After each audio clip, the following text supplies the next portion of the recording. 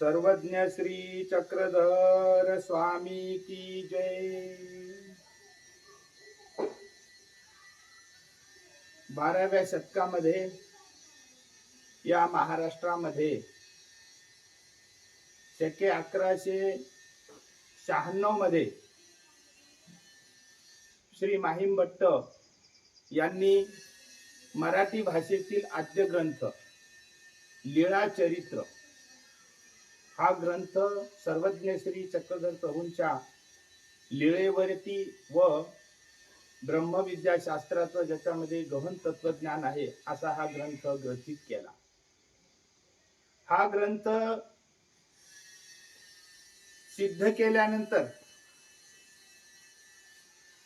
थोड्या काळामध्येच नंतर एक घटना घडली। तो प्रसंग असा आहे की रवळोबास नावाचे एक महान आचार्य,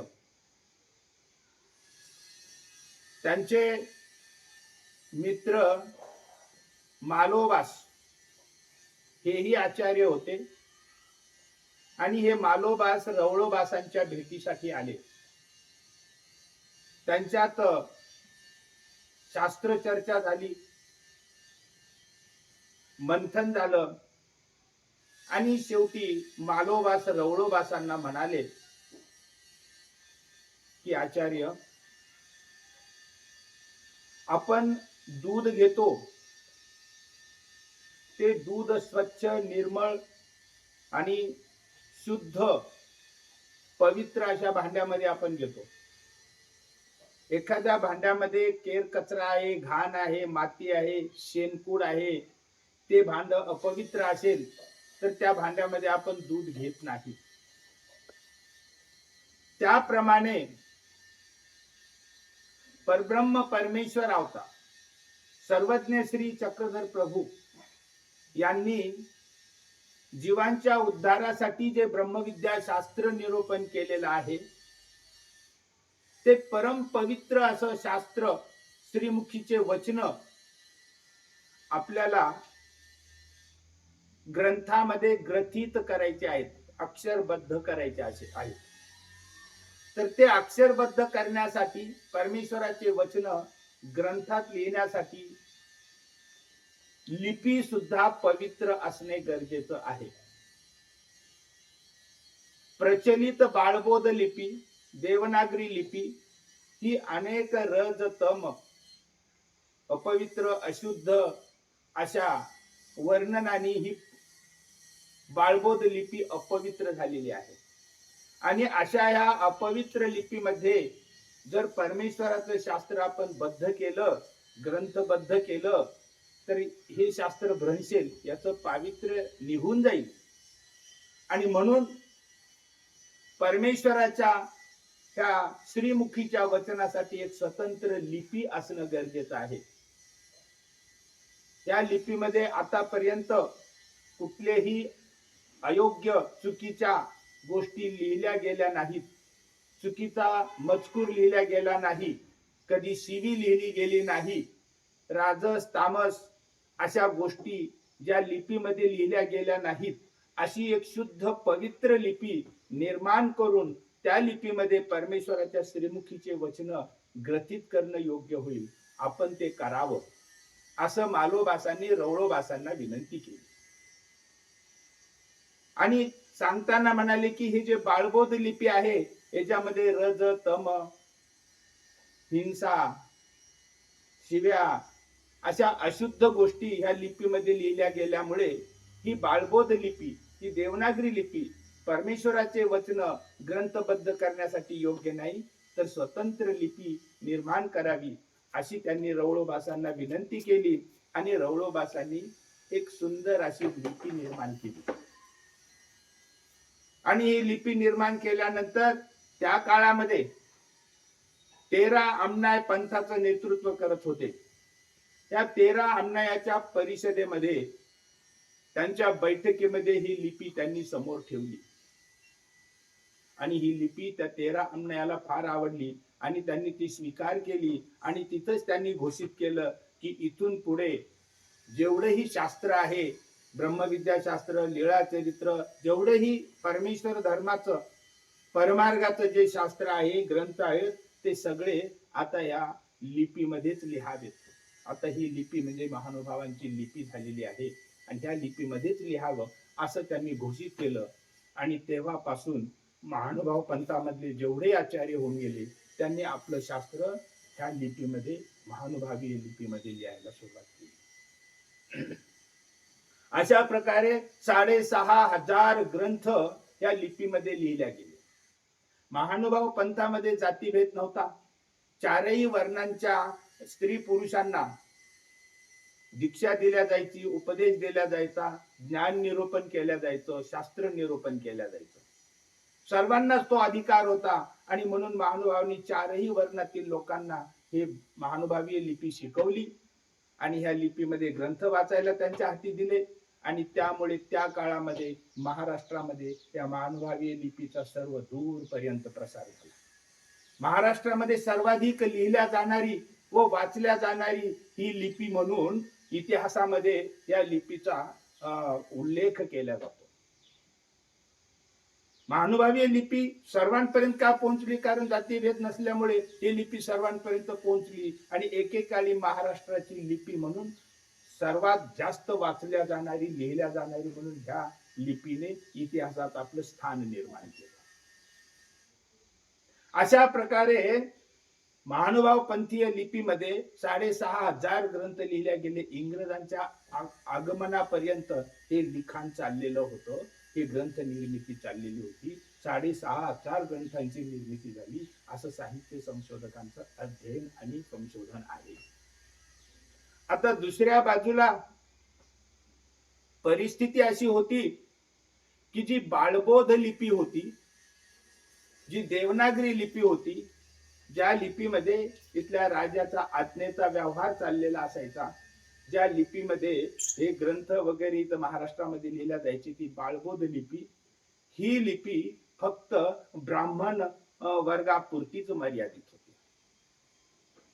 4 वर्ण, ब्राह्मण, क्षत्रिय, वैश्य, शूद्र, 3 वर्णीय लोकांना ह्या लिपीमध्ये लिहिण्याचा किंवा वाचण्याचा अधिकार नव्हता.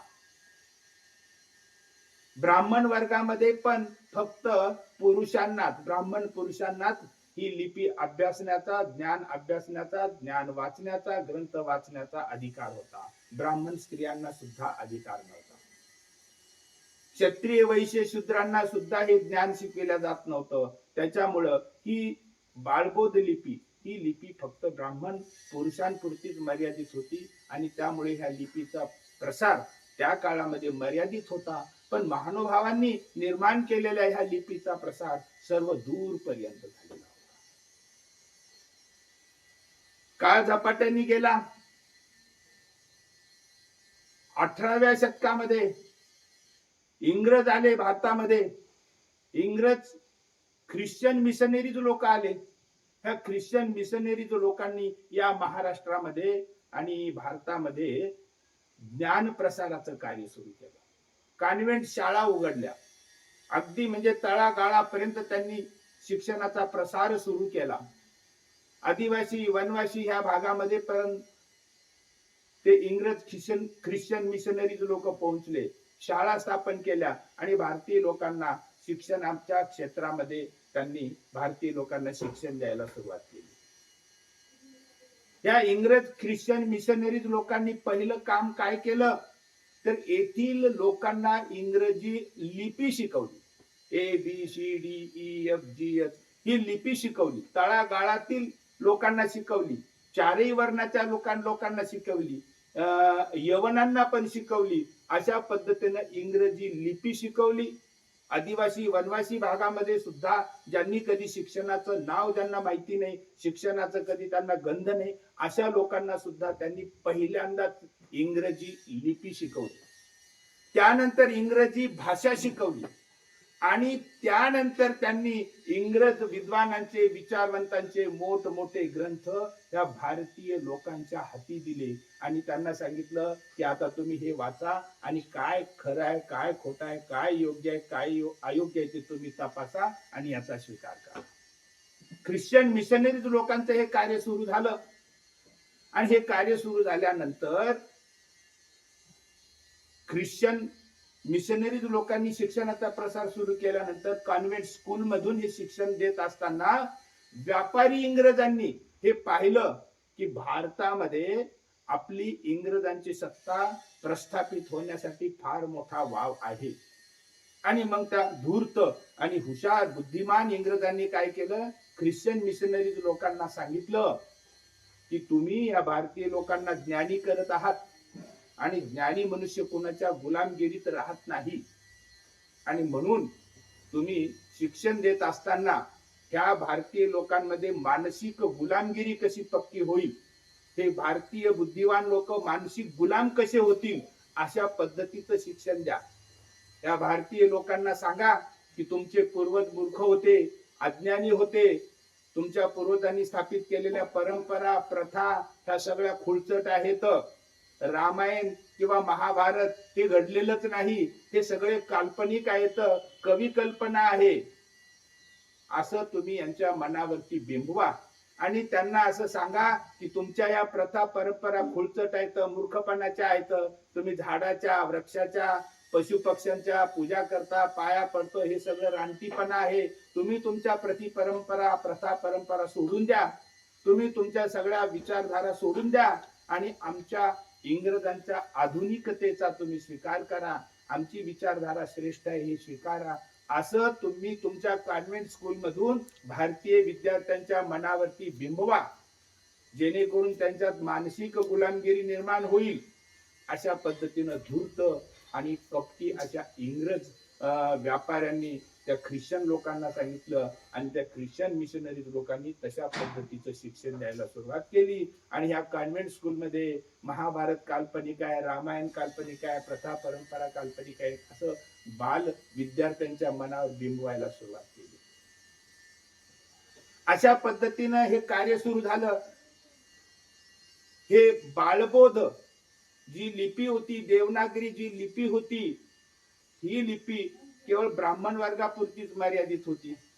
आता ती सार्वत्रिक करण्याचं पहिलं कार्य जर कोणी केलं असेल तर या भारताचे राष्ट्रपुरुष महात्मा ज्योतिबा फुले यांनी पुण्यामध्ये पहिली शाळा काढली स्त्रियांसाठी आणि त्यांनी शिक्षणाचा प्रसार सुरू केला. त्या काळामध्ये ब्राह्मण स्त्रिया सुद्धा अशिक्षित होत्या, तर तिन्ही वर्णातले स्त्री पुरुष सगळे अशिक्षित होते. आणि महात्मा फुले आणि क्रांती ज्योती सावित्रीबाई फुले या राष्ट्रीय दाम्पत्यांनी आणि ह्या लिपीचा प्रसार सुरुवात केला आणि हे सगळीकडे साक्षरतेचा प्रसार झाला.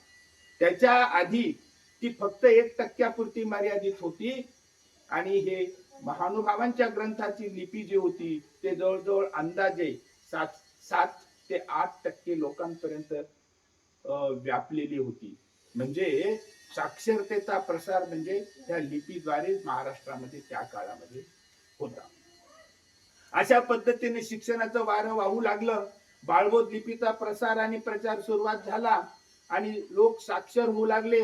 आणि कॉन्व्हेंट स्कूल मध्ये शिकलेले जे बुद्धिजीवी भारतीय लोक होते, ते बुद्धिजीवी लोक आपलं पुढचं कॅरियर ठरवण्यासाठी कोणी प्राध्यापक होऊ लागले, कोणी कुलगुरू होऊ लागले. आणि हे बुद्धिजीवी लोक मोठमोठ्या पदव्या घेतल्यानंतर आता पुढच्या जीवनामध्ये काहीतरी अर्थार्जन करावं म्हणून आणि कामाला लागले. आणि त्यावेळेस एकच कार्य त्यांच्या पुढे होतं की येथील भारतीय लोकांचं इतिहास संशोधन करणं. आणि मग भारतीय लोक जे बुद्धिजीवी जे कॉन्व्हेंट स्कूल मध्ये शिकलेले परंतु इंग्रजांचे मानसिक गुलाम झालेले आणि हे बुद्धिजीवी वर्ग त्या समाजामध्ये फिरू लागला. आणि काही जणांना असं दिसलं की महानुभावांकडे फार मोठा ज्ञानाचा ठेवा आहे. आणि ते काही साहित्य संशोधक महानुभावांच्या आश्रमामध्ये आले, साधू संतांचं दर्शन घेतलं आणि त्यांनी नम्रतेनं त्यांना विनंती केली की तुमच्याकडे फार मोठे ग्रंथ आहेत, ज्ञानाचा ठेवा आहे आणि हा ज्ञानाचा ठेवा त्या समाजाला मिळाला पाहिजे, त्या समाजाला ज्ञान झालं पाहिजे, म्हणजे या समाजाचा सुद्धा उद्धार होईल. आणि म्हणून तुम्ही तुमचे ग्रंथ आमच्या हवाली करा, आम्हाला ते द्या. आमच्या साधू संतांना हे फार आवडलं त्यांचं बोलणं. कारण साधू संत जगाच्या कल्याणा संतांच्या विभूती, समाजाला ज्ञान व्हावं, त्यांना ईश्वर मार्ग दिसावा, आपल्या स्वतःचा उद्धाराचा मार्ग त्यांना दिसावा, त्यांना पण ईश्वराची भक्ती घडावी, या भावनेनं ते प्रेरित झालेले, त्यासाठीच ते तळमळत असलेले आमचे साधू संत. आणि यांना त्या ज्यावेळेस कन्व्हेंट स्कूलमध्ये विद्या विभूषित झालेले हे साहित्य संशोधक ज्यावेळेस आले, त्यावेळेस यांचं बोलणं त्यांना पटलं आणि त्यांनी आमच्या शास्त्राचं सगळं निरूपण त्यांना केलं. पण ते साहित्य संशोधक म्हणाले की तुमच्या शब्दावर आम्ही कसं संशोधन करायचं, तुमच्या निरूपणावर आम्हाला संशोधन शक्य नाही, तुमची लिपी शिकवा. आणि मग त्यांनी आपली लिपी सुद्धा या साहित्य संशोधकांच्या हवाली केली. शास्त्रही त्या साहित्य संशोधकांना दिलं आणि लिपी सुद्धा या साहित्य संशोधकांना दिली. आणि आमच्या साधू संतांनी सांगितलं की समाजापर्यंत पोहोचवा, समाजाचं भलं होऊया. कारण आमचे साधू संत हे अत्यंत कोमल हृदयाचे.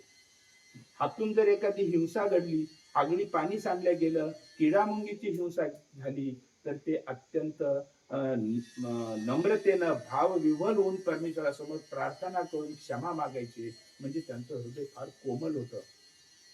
साध्या सुद्धा गोष्टीकडे सुद्धा त्यांचं ध्यान असायचं. आणि असे हे कोमल हृदय साधू संतांनी ही लिपी दिली, शास्त्र दिलं आणि साहित्य संशोधकांनी त्यांना वचन दिलं की आम्ही हे समाजापर्यंत पोहोचवू. साहित्य संशोधकांच्या हवाली केलं हे. आता या ठिकाणी साहित्य संशोधकांनी काय केलं पहा. त्या साहित्य संशोधकांनी लिपी स्वतःजवळ ठेवली आणि ते लिपीमधील ग्रंथ या बाळबोध लिपीमध्ये प्रगट करून आणि त्याचं संपादन करून त्या समाजासमोर मांडलं. एक फार मोठं मार्केट या ठिकाणी उदयाला आलं. एक मोठं ग्रंथांचं व्यापारपेठ निर्माण केली आणि लिपी आपल्याजवळ ठेवली, हे ग्रंथ समाजापर्यंत दिले. या ठिकाणी साहित्य संशोधकांनी आमच्या पूर्वजांना धोका दिला. त्यांनी सांगितलं आम्ही लिपी आणि शास्त्र ग्रंथ आम्ही पोहोचवू, समाजापर्यंत पोहोचू, पण त्यांनी लिपी पोहोचविली नाही. लिपी का पोहोचविली नाही, लिपीचं प्रशिक्षण का दिलं नाही, तर त्यांचं सांगणं असं की सर्वसाधारण लोकांना लिपी कशी अभ्यासायला मिळेल, त्या सर्वसाधारण लोकांना लिपी कशी कळेल, त्यांना मराठीमध्येच दिलं पाहिजे आणि या बाळबोध लिपीमध्येच हे ग्रंथ दिले पाहिजेत, लिपी समाजाला समजणार नाही.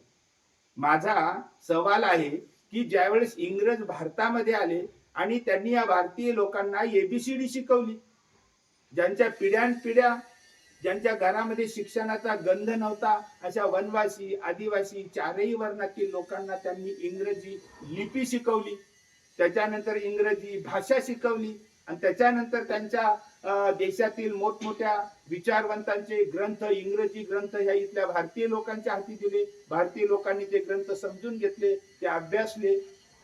ही योग्यता भारतीय लोकांची असताना या साहित्य संशोधकांनी लिपी नाही शिकवली आणि फक्त ग्रंथच दिले. जर इथं त्यांनी लिपीचा प्रसार केला असता तर काय झालं असतं, तर इथल्या लोकांनी 6,500 ग्रंथ स्वतःच्या डोळ्यांनी वाचले असते, समजून घेतले असते आणि त्याप्रमाणे महानुभाव पंथाचा स्वीकार केला असता. परंतु साहित्य संशोधकांनी लिपी समाजापर्यंत दिली नाही. हा एक फार मोठा वचनभंग या साहित्य संशोधकांनी महानुभाव पंथाशी द्रोह केलेला आहे, असं माझं स्पष्ट मत बनलेलं आहे.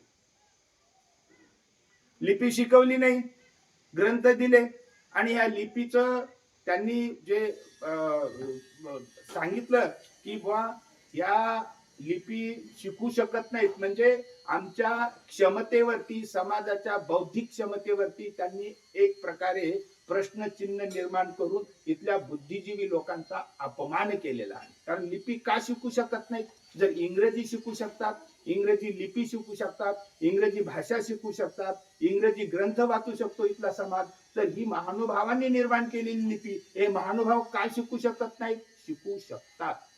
परंतु आमच्या आमच्या ग्रंथाचं संशोधन करणाऱ्या ह्या कन्व्हेंट स्कूलमध्ये शिकलेल्या आणि इंग्रजांची मानसिक गुलामगिरी पत्करलेल्या ह्या विद्वानांनी लिपी शिकवली नाही आणि लिपी आपल्या जवळ ठेवली आणि ही बाळबोध लिपीमध्ये, बाळबोध मराठीमध्ये हे सगळे ग्रंथ सगळीकडे प्रसारित केले. हा एक केलेला महानुभाव पंथाचा त्यांनी अपराध होय. पुढचा मुद्दा असा आहे की त्यांनी लिपी नाही शिकवली आणि हे ग्रंथ प्रकाशित केले. आणि दुसरी गोष्ट त्यांनी असे केली की महानुभावांचे जे हजारो ग्रंथ आहेत त्यांनी ते संग्रहित केले आणि ते विद्यापीठामध्ये नेऊन ठेवले. विद्यापीठाच्या पोथी संग्रहामध्ये लिहून ठेवले. जी महानुभावांची संपत्ती आहे ती महानुभावांजवळच असायला पाहिजे. विद्यापीठामध्ये का नेऊन ठेवली? विद्यापीठामध्ये महानुभावांचं कोण आहे? विद्यापीठाच्या पोथी शाळेमध्ये, विद्यापीठातील पोथी शाळेमध्ये 50,000 60,000 रुपयाचा कर्मचारी तिथं त्या पोथी शाळेची काळजी घेतो, तिथं रक्षण करतो. त्याला त्या पोथीबद्दल प्रीती नाही, त्या पोथीबद्दल आत्मीयता नाही. तो फक्त त्या ठिकाणी सरकारने नेमलेला नोकर आहे आणि तो 50,000 रुपयाची तो नोकरी करतो, त्या पोथी शाळेचं तो संरक्षण करतो. कोणाच्या भरोश्यावर आहेत त्या पोथ्या? महानुभावांच्या जवळून पोथ्या काढल्या विद्यापीठामध्ये नेऊन ठेवल्या. हा महानुभावांवर अन्याय आहे. आम्ही बातम्या ऐकतो, मंत्रालयामध्ये एक एक कागदपत्र जळून जातात. मंत्रालयाला आग लागते, कागदपत्र जळतात, नष्ट होतात. आज विद्यापीठामध्ये सगळे ग्रंथ या साहित्य संशोधकांनी जमा करून ठेवलेले आहेत. त्या ग्रंथाचा वाली कोण? माझा स्पष्ट आरोप आहे की ह्या साहित्य संशोधकांनी हे सगळे ग्रंथ एकत्रित करून विद्यापीठामध्ये नेऊन ठेवले आणि या महानुभावीय प्राचीन ग्रंथांची साहित्य संशोधकांनी कत्तल केलेली आहे. माझा स्पष्ट आरोप आहे की महानुभावांच्या हस्तलिखित ग्रंथांची साहित्य संशोधकांनी कत्तल केलेली आहे. हा महानुभावांवरती फार मोठा अन्याय आहे. नैतिकता अशी आहे, मनुष्य जगामध्ये कुठेही फिरतो, ज्यावेळेस त्याचा कुठे परदेशामध्ये त्याचा देहांत होतो, तो मरतो, तर त्याची बॉडी त्याच्या जन्मगावी पाठवतात, त्याच्या मायदेशी पाठवतात. सीमेवरती सैनिक लढत असताना जर तो तिथे शहीद झाला तर त्याचं प्रेत त्याच्या मूळ गावी पाठवल्या जातं, कारण जिथून तो आला तिथं पाठवल्या जातं, तिथं त्या प्रेताचं अंतिम संस्कार केल्या जातात. महानुभावांकडून काढलेले हे ग्रंथ साहित्य संशोधकांनी विद्यापीठामध्ये नेऊन ठेवले. तिथं काळजी घेणारा कोण आहे? आणि माझ्या मते ही महानुभावांच्या ग्रंथांची साहित्य संशोधकांनी केलेली कत्तल आहे. आज साहित्य संशोधकांनी लिपी न शिकून आमच्या आचार्यांना दिलेलं वचन भंग केलेलं आहे की आम्ही हे शास्त्र आणि लिपी समाजापर्यंत पोहोचवू, असं आमच्या आचार्यांना त्यांनी वचन दिलेलं होतं. परंतु त्यांनी फक्त शास्त्र समाजामध्ये बाळबोध लिपीमध्ये लिहून सगळीकडे वितरित केलं, परंतु लिपी स्वतःजवळ ठेवली. हा एक वचनभंग झालेला आहे. दुसरं, ते सगळे लिपीतील ग्रंथ विद्यापीठामध्ये ठेवून महानुभावांच्या पालकत्वापासून ते सरकारच्या ताब्यात दिलेले आहेत. सरकारच्या ठिकाणी त्यांनी 50,000 रुपयाचा नोकर ठेवलेला, तो किती काळजी घेईल त्या ग्रंथाची याच्याबद्दल आम्हाला काहीही म्हणजे खात्री नाही. हे सर्व त्यांनी केलेलं आहे. साहित्य संशोधक बुद्धी प्रामाण्यवादी म्हणतात, पण बुद्धी प्रामाण्यवाद हा त्यांचा पटण्यासारखा नाही आम्हाला. जॉन स्टुअर्ट मिल नावाचा एक ब्रिटिश विचारवंत होऊन गेला. तो जॉन स्टुअर्ट मिल आपल्या ग्रंथामध्ये म्हणतो की मनुष्य कितीही महान झाला, कितीही मोठा असला, तर त्याच्या चरणी आपले स्वातंत्र्य अर्पण करू नका. तो जे म्हणतोय ते स्वतःच्या डोळ्यांनी बघा, तपासून बघा, खात्री करा आणि मग त्याचं ते स्वीकार करा. जॉन स्टुअर्ट मिल म्हणतोय बुद्धी प्रामाण्यवाद आहे की स्वतःच्या डोळ्यांनी पाहायचं आणि मग ते स्वीकारायचं. ह्या साहित्य संशोधकांनी डॉक्टर बी कोलते सारख्या अनेक साहित्य संशोधकांनी महानुभावांच्या पोथ्या पाहिल्या, अभ्यासल्या आणि त्या पोथ्यांवरती आपलं संपादन निर्माण केलं. आणि प्रस्तावनेमध्ये म्हणतात की मी एवढ्या पोथ्या पाहिलेल्या आहेत, त्या पोथ्यामध्ये हे असं नमूद आहे म्हणून हे संपादनामध्ये लिहिलेलं आहे. त्यांनी पाहिलेल्या पोथ्या त्यांचं संपादन वाचन करणाऱ्यांना पाहण्यास मिळतात का? हजारो बुद्धिजीवी वाचक वर्ग आहे, हजारो अभ्यासक आहेत. त्यांना जर त्या पोथ्या पाहायची इच्छा झाली तर कोणती सोय आहे? म्हणजे त्यांनी त्या डॉक्टर बी कोलतेंच्या संपादनावर विश्वास ठेवायचा आणि ते सत्य म्हणून स्वीकारायचं. मग हे काय हरिश्चंद्राचे अवतार आहेत का हे साहित्य संशोधक जे सत्यच सांगतील? जॉन स्टुअर्ट मिल हा ब्रिटिश विचारवंत म्हणतो की स्वतःच्या डोळ्यांनी पाहिल्याशिवाय, स्वतः वाचल्याशिवाय, स्वतःचा अनुभव झाल्याशिवाय तुम्ही कुठलीही गोष्ट स्वीकारू नका, हा बुद्धी प्रामाण्यवाद या साहित्य संशोधकांनी गुंडाळून ठेवला. कारण कॉन्व्हेंट स्कूलमध्ये शिकलेले हे साहित्य संशोधक यांची मानसिकता ब्रिटिश धार्जिणी असल्यामुळे या ब्रिटिशांनी या ठिकाणी असं सांगितलेलं होतं की जे काही आहे, जे काही या इत्तदेशी लोकांचे ग्रंथ आहेत ते ग्रंथ प्राप्त करा आणि ते ग्रंथ प्राप्त करून त्याचा अभ्यास करा. त्याच्यामधल्या चांगल्या गोष्टीबद्दल काही चर्चा करू नका, पण एखादी विसंगती असेल तर ती विसंगती तुम्ही जग जाहीर समाजामध्ये त्याची चर्चा घडवून आणा, वाद उपस्थित करा, जेणेकरून या ग्रंथाचे अनुयायी हे समाजातील लोक यांच्या मनामध्ये त्या ग्रंथाबद्दल अप्रीती निर्माण होईल आणि त्यानंतर ते त्या ग्रंथापासून दूर जातील, त्यांच्या मनामध्ये श्रद्धा नष्ट होईल. अशा पद्धतीनं त्यांनी कार्य सोपवलेलं आहे आणि ह्याच दृष्टीनं हे साहित्य संशोधकांनी या ग्रंथाचा अभ्यास केला आणि जिथे चांगल्या गोष्टी त्याची चर्चा कमी केली, परंतु जिथं थोडस जरी विसंगती दिसली, थोडस काय आढळून आलं तर त्याची जाहीर चर्चा करून या ग्रंथाला बदनाम करण्याचं कार्य या साहित्य संशोधकांनी आतापर्यंत केलेलं आहे, असं माझं ठाम मत बनलेलं आहे.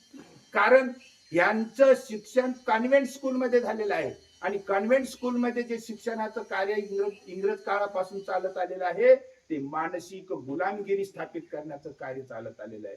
आणि या कॉन्व्हेंट स्कूलमध्ये शिकलेल्या बुद्धिजीवी लोकांनी त्यांच्या काळामध्ये त्यांनी इंग्रजांच्या राज्य व्यवस्थेला भक्कम होण्यासाठी या कॉन्व्हेंट स्कूल सुद्धा तेवढ्याच जबाबदार आहेत. आणि म्हणून जर हे साहित्य संशोधकांनी संशोधन केलेलं जे साहित्य आहे, हे साहित्य ज्या लिपीमध्ये आहे ते लिपीतील 6,500 ग्रंथ आहेत आणि जर हे साहित्य संशोधकाचे ग्रंथ वाचणाऱ्या जर वाचकांना अशी इच्छा झाली की ज्या आमच्या पूर्वजांच्या लिपीच्या ग्रंथावरती यांनी संशोधन केले ते मूळ ग्रंथ आम्हाला पाहायचे वाचायचे, अशी जर त्यांना जर इच्छा झाली तर त्यांना लिपी शिकणं आवश्यक आहे. आणि म्हणून आम्ही खनेपुरी येथे सर्वज्ञ श्री चक्रधर स्वामींच्या तीर्थस्थानावरून सूत्रपाठ हा लिपीतील ग्रंथ आम्ही प्रकाशित केला. त्या ग्रंथाची आम्ही पालखी परंपरा या ठिकाणी पूर्वी होती ती परंपरा पुन्हा सुरू केली आणि दरवर्षी या ग्रंथाची सूत्रपाठ लिपी ग्रंथाची पालखी आम्ही सुरू केलेली आहे. आणि आम्ही असं ठरवलेलं आहे की त्या लिपीमध्ये हा ग्रंथ समाजामध्ये प्रसारित करायचे आणि किमान पक्षी या वर्षामध्ये 2000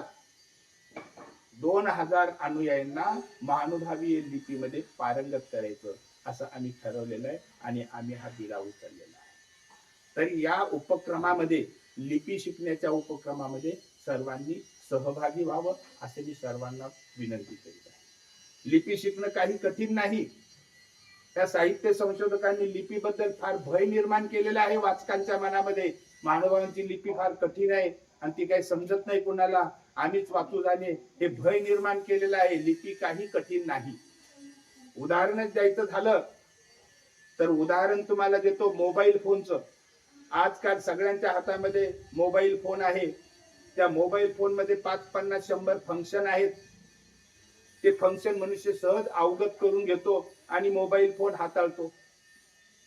त्या मोबाईल मध्ये सेंड करायचं, सेव्ह करायचं, डिलीट करायचं, फॉरवर्ड करायचं, असे जवळपास 50-60 फंक्शन आहे. ते फंक्शन एकदा माणसाने अवगत केली की सहजपणे मोबाईल फोन हाताळू शकतो. तसं या लिपीमध्ये सुद्धा 5, 50, 100 अशा बाराखड्या आहेत, खुणा आहेत आणि या खुणा आपण सहजपणे अवगत करू शकतो. काही कठीण नाही. त्या खुणा सुद्धा आपण अवगत करू शकतो आणि त्याप्रमाणे आपण याचा अभ्यास करू शकतो आणि हे लिपी ग्रंथ वाचू शकतो. एकदा लिपी शिकली तर 6,500 ग्रंथ आपण आपले वाचू शकतो. लिपी शिकणं हा प्रत्येकाचा अलंकार आहे.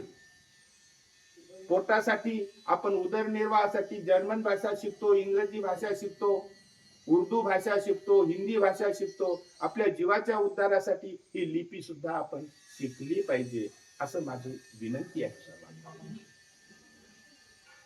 कारण आपण आपली लिपी शिकल्यानंतर आपण 6,500 ग्रंथ स्वतः वाचू शकतो. विद्यापीठामधील ग्रंथ आपण जाऊन वाचू शकतो. आज दुर्दैव असं आहे की विद्यापीठामध्ये एक सुद्धा वाचक तिकडे फिरकत नाही. काही वर्षानंतर सरकार हे मृत पोथी शाळा म्हणून क्लोज करून टाकू शकतं. कारण समाजच जात नाही तिथं, तर मग कशासाठी खर्च करेल सरकार? आणि त्या सगळ्या ग्रंथाची कत्तल होईल, सगळे ग्रंथ तिकडे पडून राहतील. आणि म्हणून प्रत्येकाने लिपी शिकावी आणि लिपी शिकून आपल्या पूर्वजांनी जे काही लिहिलेलं आहे, जे काही ग्रंथ आहे, स्वतःच्या डोळ्यांनी वाचावेत आणि खात्री करून घ्यावी. हे सगळे वादविवाद लीळाचरित्राबद्दलचे नकली वादविवाद आहेत. हे साहित्य संशोधकांनी शोषण चालवलेलं आहे. वादविवादाच्या निमित्ताने हजारो ग्रंथ लिहून त्या ग्रंथाचा बाजार सुरू केलेला आहे त्यांनी. कुठलेही ग्रंथ मराठीमध्ये देवनागरीमध्ये न वाचता ते लिपीमध्येच वाचले पाहिजेत, असा आम्ही मनाशी निश्चय केला पाहिजे. तुम्हाला एक उदाहरण सांगतो पंजाब या राज्याचं. पंजाब या राज्यामध्ये शीख संप्रदाय तो सर्व देशभर जगभर आहे, पण त्यांची मातृभूमी आहे पंजाब. पंजाब मध्ये गुरुमुखी नावाचा ग्रंथ आहे आणि गुरुमुखी ग्रंथाची स्वतंत्र अशी लिपी आहे. शीख संप्रदायाने घोषित केलं की जो शीख आहे त्यांनी गुरुमुखी ही लिपी शिकलीच पाहिजे. आणि पाहता पाहता सगळ्या शीखांनी तो आदेश अंमलात आणला संप्रदायाचा आणि प्रत्येक शीख गुरुमुखी लिपी शिकून घेतली त्यांनी. आणि पाहता पाहता पंजाब या राज्याची ती लिपी गुरुमुखी ही लिपी त्या राज्याची राज्य लिपी म्हणून पुढे आलेली आहे. आज पंजाबमध्ये जर गेलो आपण तर तिथं रोडवरती गावाच्या पाट्या वगैरे गुरुमुखी लिपीमध्ये दिसतील आपल्याला. इंग्रजी, हिंदी आणि गुरुमुखी तिन्ही त्या ठिकाणी लिपीमध्ये पाट्या दिसतील. मग महानुभाव पंतांनी आपली शास्त्रलिपी का शिकू नये? आपणही शिकली पाहिजे, सर्वांनी शिकली पाहिजे, तुम्ही आम्ही शिकली पाहिजे, त्याचा प्रसार केला पाहिजे. लिपीमध्येच आम्ही आमचे शास्त्र वाचू. कारण दूध आहे ते दूध निर्मळ भांड्यामध्ये घेतलं जातं. जे भांड अपवित्र आहे, अशुद्ध आहे, अपवित्र आहे, ज्याच्यामध्ये राजस तामस गोष्टी लिहिलेल्या आहेत, धचा मा केलेला आहे, अशा लिपीमध्ये आपलं परमेश्वराचं शास्त्र वाचलं तर त्या शास्त्राचा अपमान होईल. धचा माग कसा झालेला यात एक ऐतिहासिक उदाहरण तुमच्या पुढे ठेवतो आणि माझे विचार मी थांबवतो. पुण्यामध्ये शनिवार वाडा आहे, पेशव्यांनी बांधलेला आहे. रघुनाथराव पेशवे त्यांचे पुतणे नारायणराव पेशवे. रघुनाथरावांना पेशवे पदाची गादी पाहिजे होती, परंतु ती त्यांच्या पुतण्याला नारायणरावाला मिळाली. रघुनाथराव मनामध्ये दुःखी झाले आणि या कारस्थानी रघुनाथरावांनी एक पत्र लिहिलं गारद्यांना. पत्रामध्ये त्यांनी मजकूर लिहिला की नारायण रावास धरावे, आणि ते पत्र त्यांनी पुढे पाठवून दिलं. ते पत्र नेमकं रघुनाथरावाची पत्नी आनंदीबाईच्या हाती पडलं.